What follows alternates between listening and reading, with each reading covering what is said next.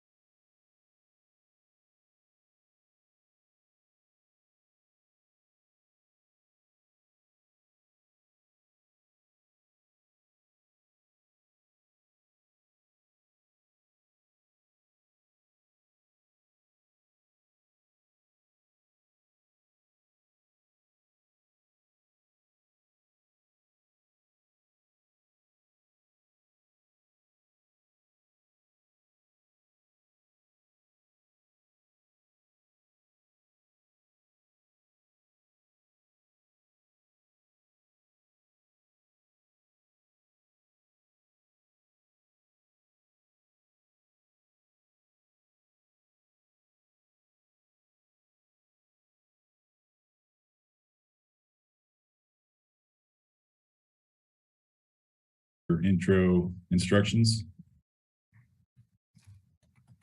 Yes, just give me a second. Sorry. No problem.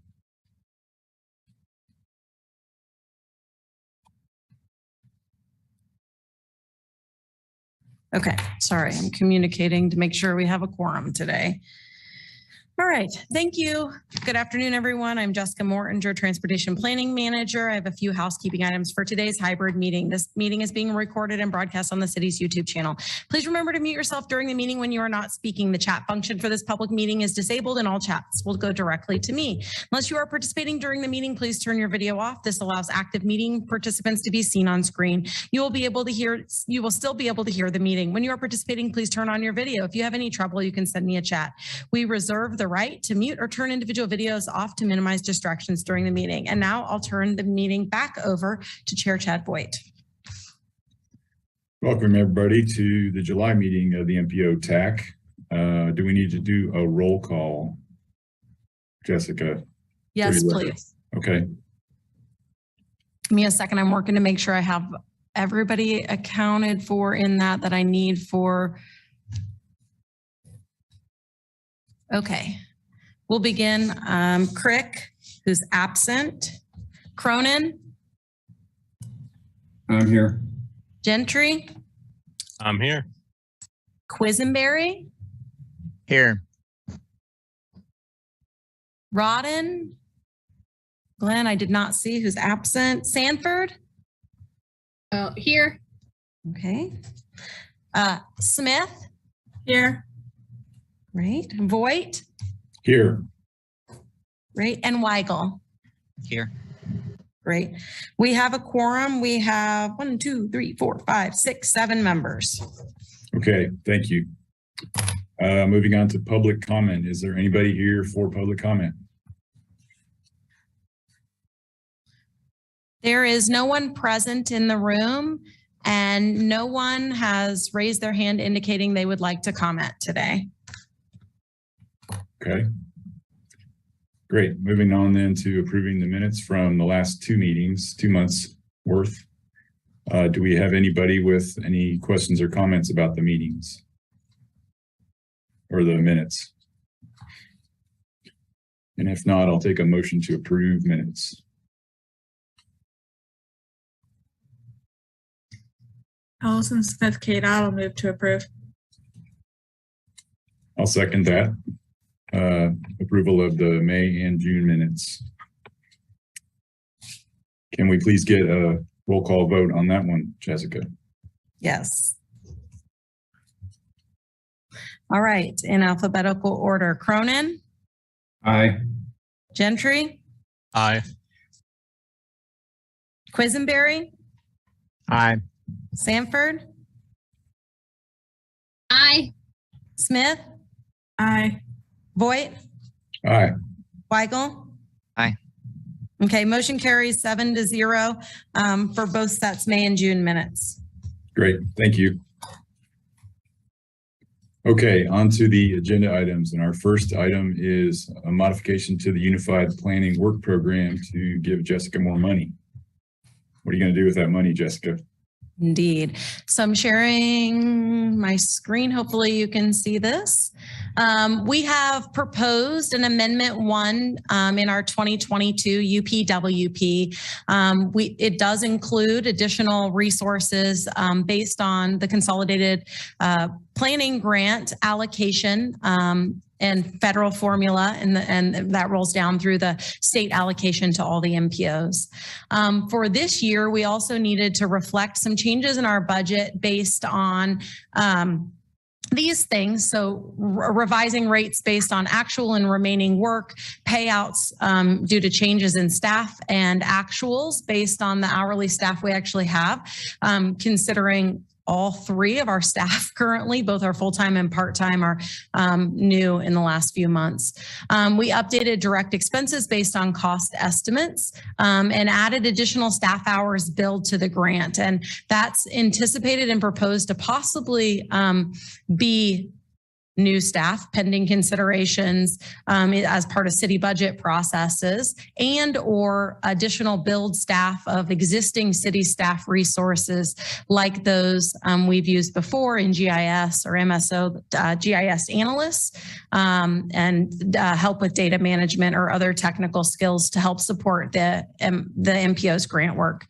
We changed language around the addition of an activity for possible consideration that we have on later on today's agenda of co-applications for grant activities for funding applications where the MPO is only eligible for writing grants when they're an applicant. And so that's be a consideration of a new activity. And a change of an activity related to some of our research for land use and transportation to participation in the City of Lawrence's Land Development Code update and adjustments to timeline and tasks based on that work completed. I'd be happy to go into any more detail or answer any questions you have. We also will have a conversation on the agenda a little bit later because we're not proposing at this point in time spending all of the additional allocation we got for 2023, which means that that money will roll over until, or in 2022, excuse me, which means that money will be available and roll over in 2023. And so that will, I hope, to be part of our conversation a little bit later. But at this point in the year, it impedes our ability a little bit based on existing staff capacity and workload to do much more than what we're proposing kind of within the current constraints of this UPWP amendment. I'd be happy to entertain any conversation you may have about this amendment. It was posted for public comment from June 17th through July 1st, and no comments were received on this draft UPWP. Does anybody have any questions or comments for Jessica?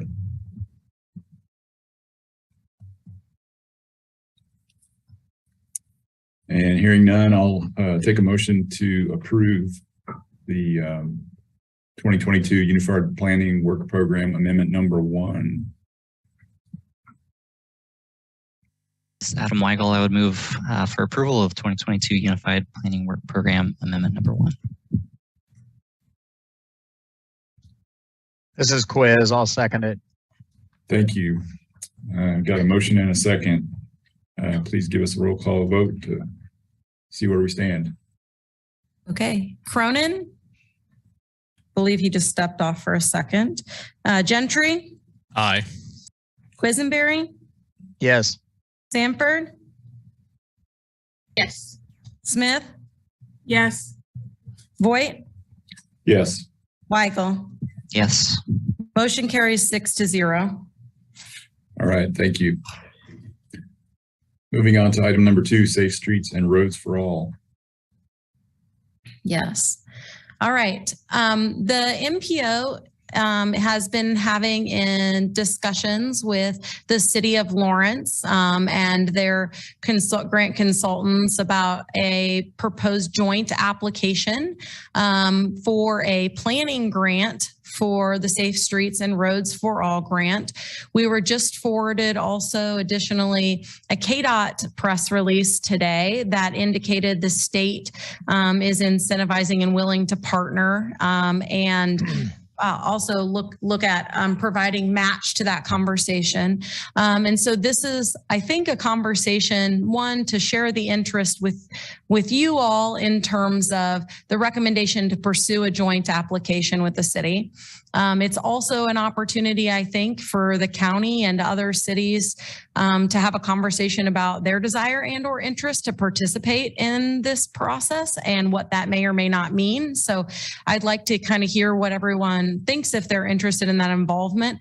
There is 2 parts of this grant. The first is planning funds to develop a safety action plan. The second part is implementation funds. And after review of the city, county, and MPO planning products, there is not sufficient planning work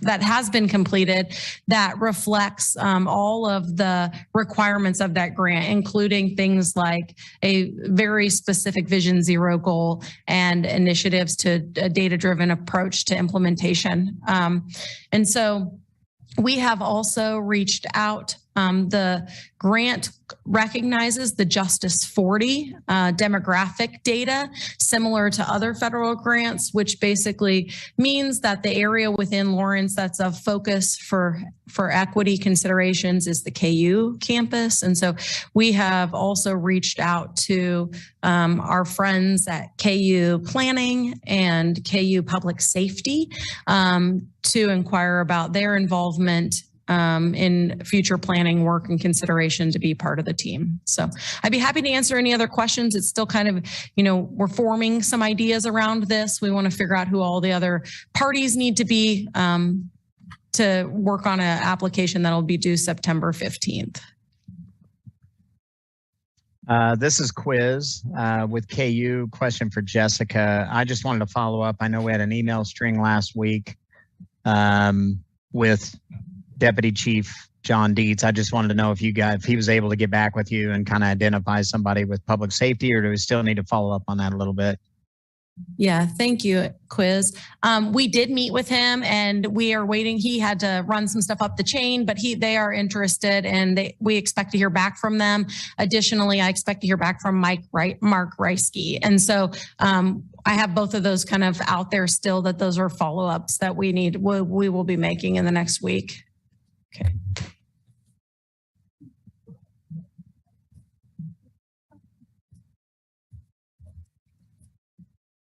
Any other questions or comments?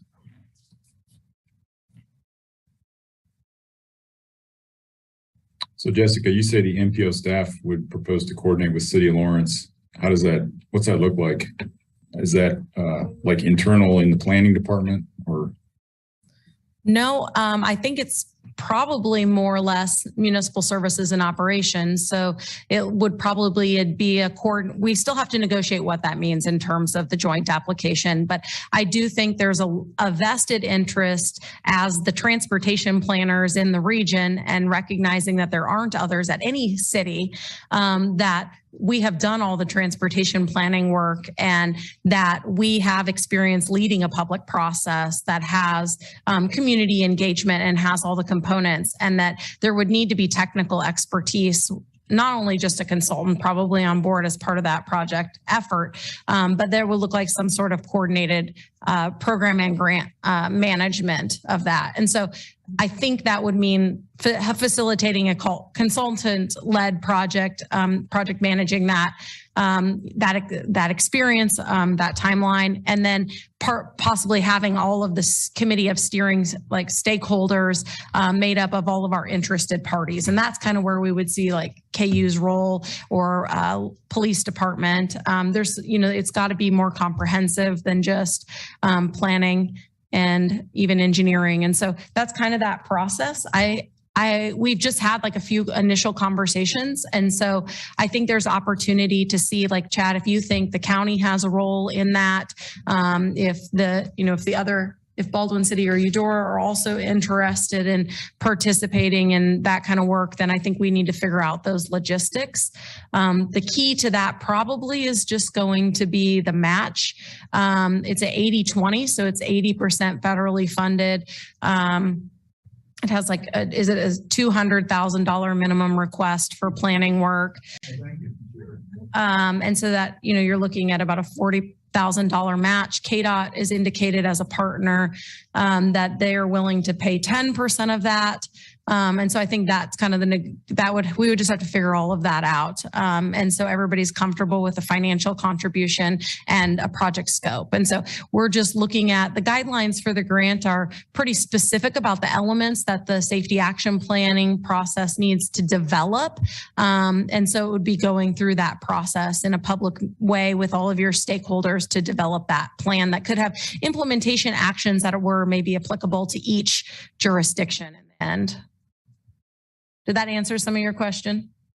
Yeah, I mean, we're making a recommendation to partner with City of Lawrence, and I was just curious, why it was focused there, and if you've already had discussions to indicate that, there are ideas on the table to use that.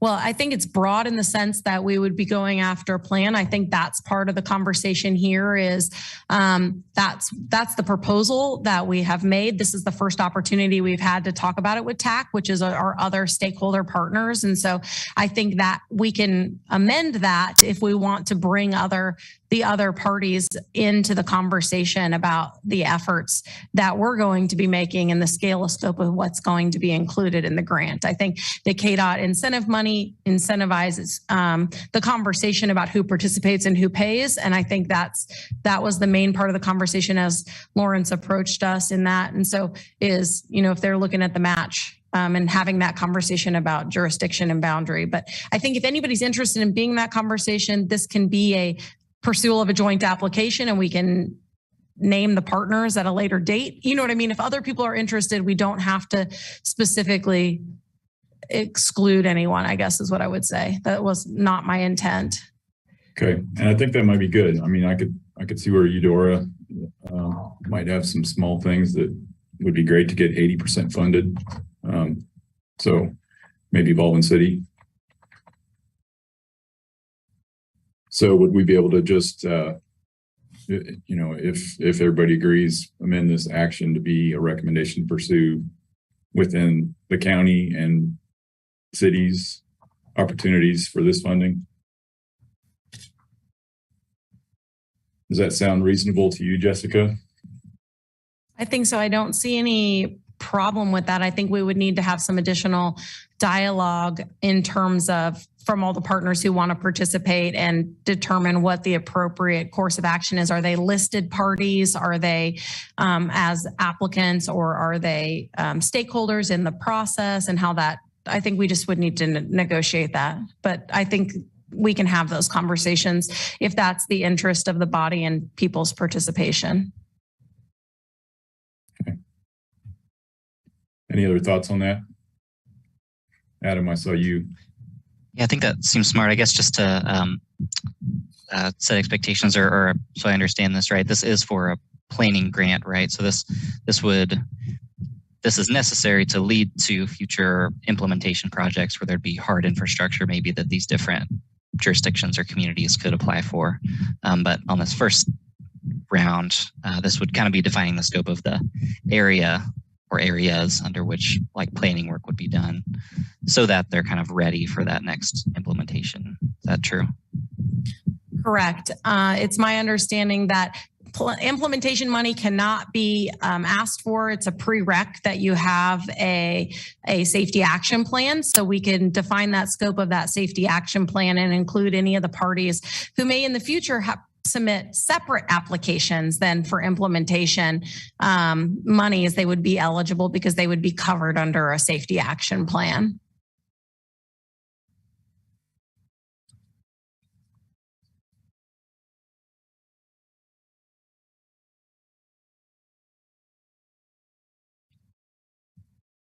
Any other thoughts on that?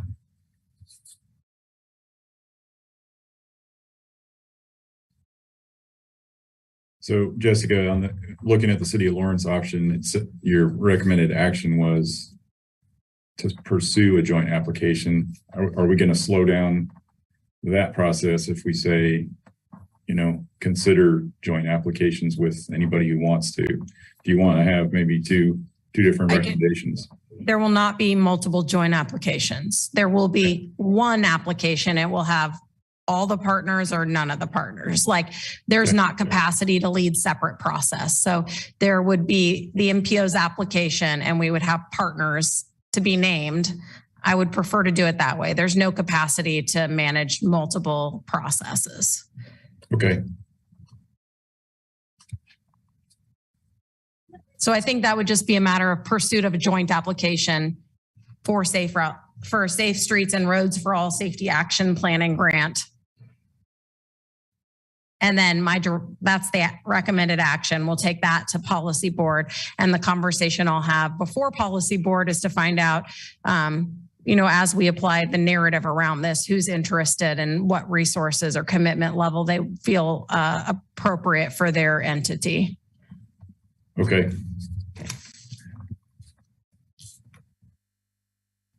If there isn't any more comment, I guess I could make that motion.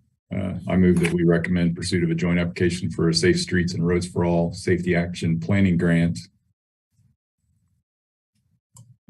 I just want to make sure we have no public comment. Okay. We do have members of the public on. All right. Is there anybody that would like to give public comment on this issue? I see no one there's no one in person and no one has indicated online. Thank you. Okay.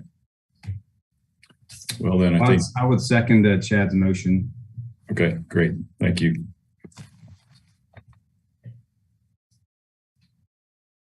All right, Jessica, if you could give us a roll call vote on that item.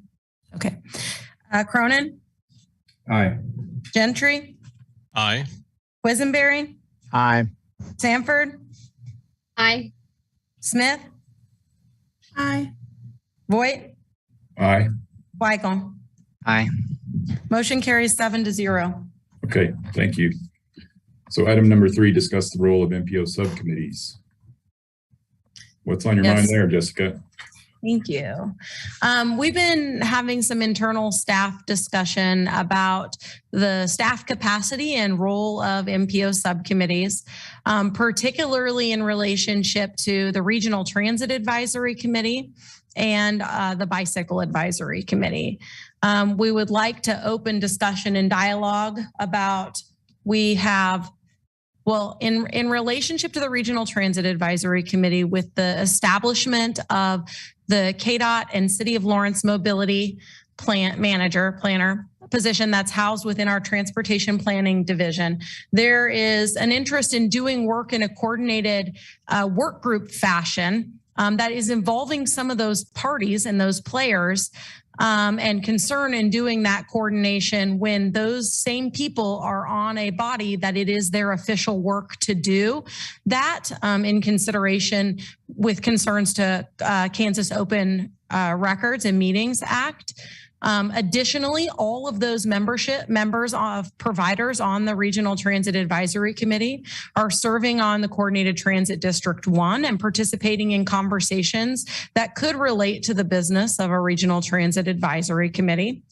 And so there's some duplication with that larger group, and in the desire to kind of realize that creating that additional formality to have that group and to do that work and have some different bodies, conversation about whether that's the appropriate structure to do that within. And so we wanted to kind of open that conversation. That's the first part, the Regional Transit Advisory Committee.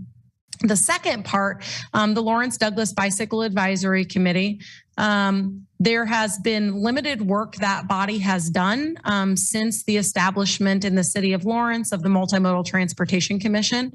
The MPO was pretty concerned when that group was committed about establishing a Lawrence Douglas County Bicycle Advisory Committee with the opportunity to have countywide involvement in planning, bikeway planning initiatives. As a result, though, that really has resulted in the MPO's led bicycle planning work, which would be things like the Lawrence Bike Plan or the countywide bike plan, or the rideability map. Those are the only two work items, besides appointing a representative to serve on something like T2050, that the body has done in the last few years. There isn't additional staff capacity. Many of the other implementation of any of the plans is happening at the built environment implementation is happening on a local level. All of the City of Lawrence stuff is going to the Multimodal Transportation Commission in terms of recommendations for bikeways. And that doesn't leave a lot of extra work. While admittedly there could be done additional education and encouragement work around bike ways and bicycle safety, that work really falls outside of the scope and eligibility for MPO planning staff, and no others, because it's an MPO committee, no one else is staffing these groups or bodies. And so there isn't within our eligibility any additional workload or work capacity that's been identified really for these bodies to do. And so to have them continue to be on the record and to meet or not meet makes really finding appointments and keeping appointments on those bodies more challenging with some of those issues. And so I kind of wanted to throw this conversation on the table. It's something we included the talk about in our UPWP amendment, but we really want to be making sure we're resourceful. What that doesn't mean, I think, is that if we had active planning processes. So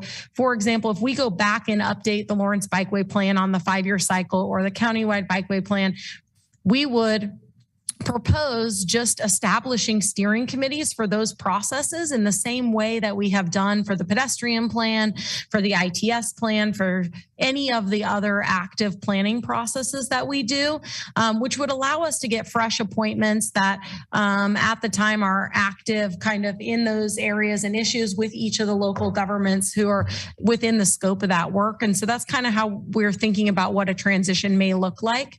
It's also possible that something could come up and we could say, oh, well, what about this or this other thing, and need to have another separate committee or direction in terms of staff work. And so we'd kind of just like to have that conversation or hear about any of your thoughts in regards to what the role of the subcommittees is.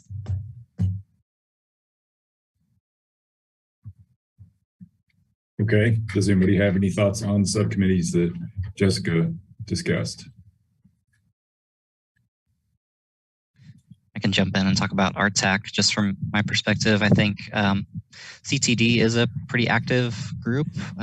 You know, it goes beyond Douglas County to some of our other urban corridor nearby counties, but that cross-jurisdictional coordination is useful, and I think everything within Douglas County gets handled pretty well there. I would also say that you brought up mobility managers. As those grow and we get more and more of them, we have one in Douglas County now. There's a lot of good work happening at that level that, from my perspective, RTAC does feel duplicative of those efforts, and it's, you know, you kind of see the same people in a few different meetings. So from our work, I think we care mostly that it's getting done and that coordination is happening, and between CTD and then coordination that our Douglas County mobility planner is doing. I think we feel pretty good about it being okay if RTAC wasn't around, or if there needed to be specific steering committees set up for certain processes.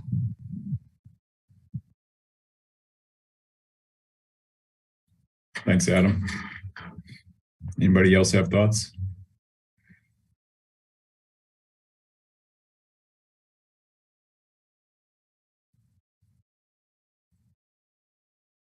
I know I don't. I mean, I'm not involved with either of those. So, Jessica, are you looking for more definitive feedback, or where would you like to go from here with this? Absolutely. So I think, you know, this is our first discussion in this. I think we won't want to close the door right now. We're just, we want to make sure we've considered all of the considerations that need to be considered. We will be going back through the bylaws and understanding, possibly with communications directly to these groups to ensure there's something that we haven't thought of. We will do that directly to the members and get that feedback before we would bring a recommendation back for consideration, I think, and then take it to the MPO policy board. That's kind of my process. I want to make sure there's adequate time to kind of vet this conversation. It's possible others may have interest in it, and it's not our intention to do something not transparently. So we just wanted to start the dialogue, and I thought this was a good group of stakeholders who understand the work that the MPO is doing and some of our limitations, in addition to kind of the multimodal aspect of all the issues throughout the county. So that's all I have. Okay. Well, thank you for bringing us into that discussion. Let's move on to item 4, the 2023 UPWP planning effort. Okay, so this is our opportunity each year as we get into talking about 2023. We have a end of summer kind of conversation about 2023 planning, and I'm going to share my screen. And what I've done is copy the list of items that were on our 2022 list. And just start to type out some considerations for things that we are aware of in terms of just besides regular core work kind of that are on our radar for 2023. So the first on the list is the Metropolitan Transportation Plan, so T2050, and the corresponding travel demand modeling update. We just talked about the grant work for safety action planning, thinking about that as a possibility. There's been renewed discussion around shared micromobility planning and implementation. We have planned kind of participation that started already in Land Development Code, Douglas County Climate Action Plan. I kind of left this here, like, do we have anything else? Adam, Weigel and Lawrence Transit. I have a few things on here related to your work in terms of transit zero emissions. So you had your application out for AIC, which you were awarded. So you'll be in that process. Food access work with Public Health and Food Policy Council. Some of this is happening and there may be future identified work in this space. Bus improvement prioritization modeling, again, something Transit's working on. These are some other things that were kind of on the list from last year. Affordable housing efforts and transportation may be tied to the MTP update or EJ. And so I don't know what we were thinking about there, but that may be something we can pursue with the affordable housing staff. Community health plan, they were working on an update and they have some anti-poverty goals and transportation access. That we're doing some of this work. Maybe there's a project that comes out of this. These are some other things. West 6th and Bob Billings expansions projects, maybe part of TDM, and access management plans for 6th Street, Mass to Castle to Wakarusa. So that's kind of what I had on the list. I'd be happy to have a conversation and add to this list as we evaluate and consider what we have capacity for in our workload next year. If other parties have interest, it's a possibility that we will have funding to do a consultant-led project outside of the safety action plan. On that regard, I guess the other things that we're thinking about in that regard, wayfinding, there's pedestrian crossing work, specifically in Lawrence strategic plan. But I'd be interested to entertain any other thoughts people have about other work we should be considering.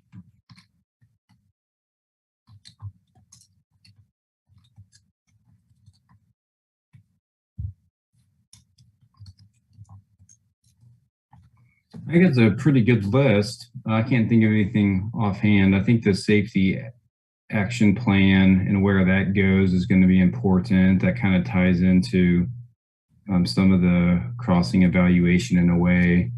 And we might be able to get at some of the access management, just general guidelines with the land development code update. But for now, I would keep on the plan, keep that on the list for 6th Street. Because I think that's important, and we've had a lot of redevelopment on 6th Street recently, and I can see that continuing. So I think it's helped us on 23rd Street to have that access management plan. I think it would help us for 6th Street, but it may not be as high of a priority as some of these other things, in my opinion. But it's a good list. When do you need to finalize it?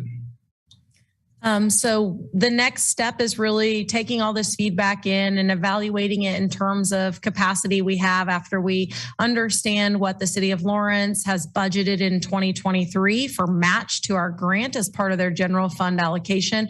We'll understand more about the capacity we have to spend the money we have allocated to us, and then we'll understand a little more about what our workload constraints and capacity will be.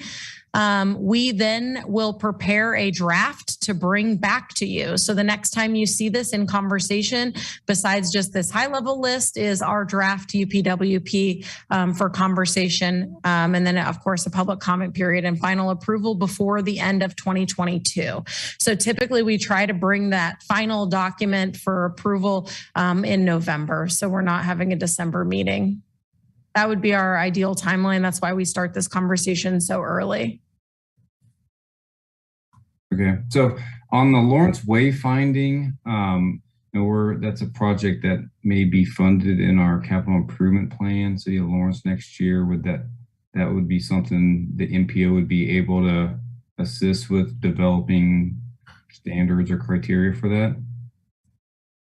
Yeah, I think we would have to navigate what that scope of work is and what would be eligible. And again, within our capacity, as I was thinking about that, reading this list, I realized that was something else that was on the radar that I just hadn't added prior.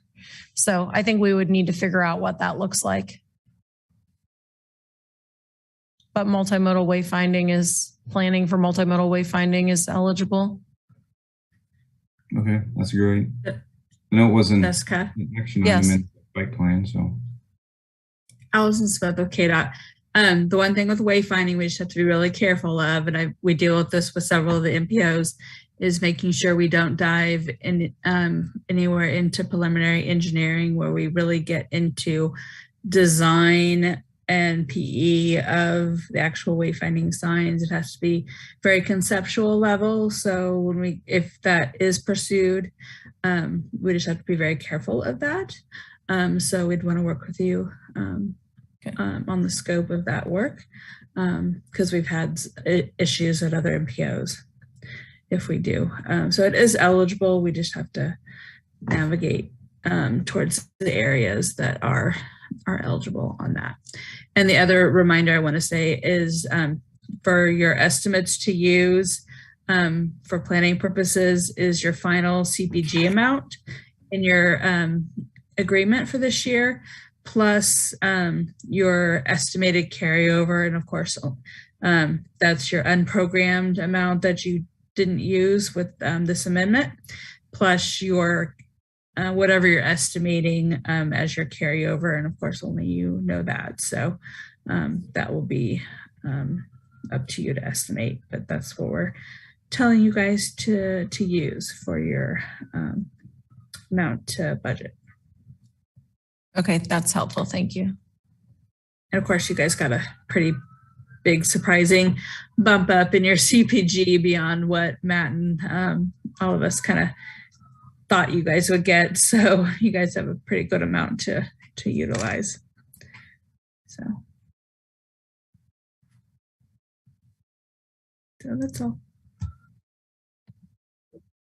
Allison, since you're seeing other communities, is there anything that you're seeing that we might be missing that's not on our list? You guys are my first UPWP planning partners discussion, to be honest. So I know the safety plans are kind of first and foremost. I know WAMPO's kind of jumped on that before even this Safe Streets discussion, and grant opportunity from the feds has come around. It's kind of interesting to see you guys talk about stuff first. So that's kind of where things are at. So. Okay, thank you. So Jessica, we could, if anybody has ideas, you're looking for that input over the next few weeks. Is that right? Yeah, I think if you would just provide that information to me in any of those conversations you would like to have about transportation planning work, then we would be welcome to the idea to have that conversation and discuss what the priorities should be for next year. Okay. Of course, T2050 is going to be at the top of that list. So until we get that adopted and pending in March, that will be taking our first quarter. But after that, I think we'll have a lot of more flexibility to determine what work we want to do. Okay. Well, I think that wraps up our regular agenda. So for quick updates, why don't you continue on with T2050 and tell us where you are? Absolutely. Thank you.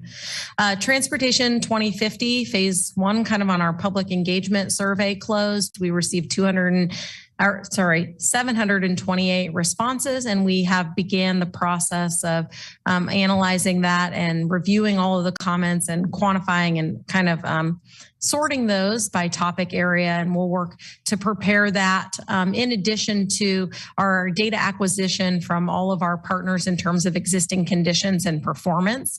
Since the last plan, I would remind all of you that if you owe us financial data, that's going to be a really big pending piece of the puzzle, and we haven't heard from some of you in terms of putting together fiscal understanding and projections for the plan to understand what we're working with or what we anticipate we're working with some based on those assumptions. So we're still waiting for that. We will then hopefully be prepared to come back to our T2050 staff advisors, team to review what we've kind of collected before we have a T2050 steering committee meeting. I would like to think early August. We'll see where we're at. Our modeling consultant's working on getting a model validated to base year. And so that will kind of play into that scenario to be able to understand where we're at in that process. So additionally, we've included the link to the KDOT update, but I'm not sure that they have updated it since January. So is that something KDOT is planning to do any longer, or should I take that off of our agenda? I would take it off for right now.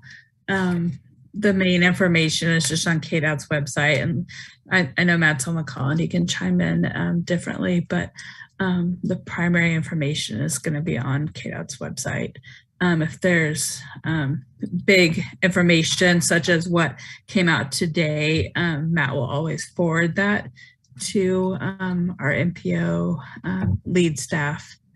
So for right now, I think that's probably the best way to go to get your main information. So.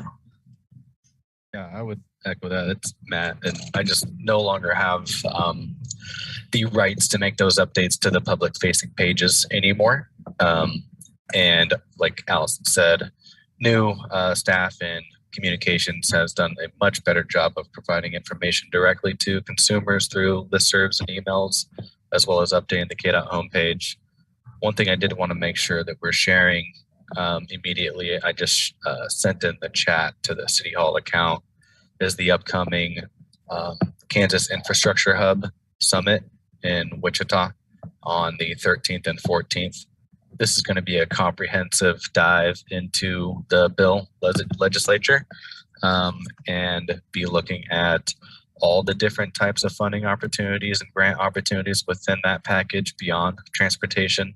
So that'll be energy, excuse me for blanking off the top of my head, broadband, transportation, and one other, but it's skipping my head right now.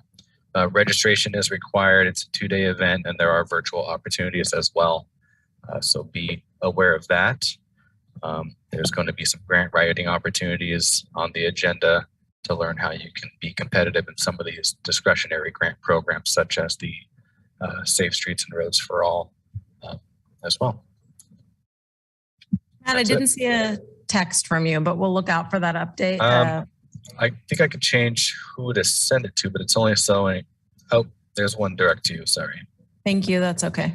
All the rest of them are the City Hall video. I saw that. It looked the same. Sure. Okay. Okay. That's direct to you then. Okay. Let me share that real quick, share screen so everyone can see that. It's pretty simple. It's kshub.org. Okay. So the one that I shared goes to the registration information, but yeah, the homepage is kshub.org. Okay. That's helpful.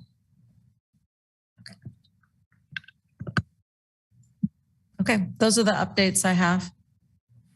Okay. Getting back to the agenda, I think we're wrapped up, right? Yeah. So no other business listed. Next meeting in August. Does anybody have anything that they want to bring up before we adjourn? Don't see anybody. So thanks everybody for your time, and I believe we are adjourned. Thank you. Yeah. Have a good day. Thank you.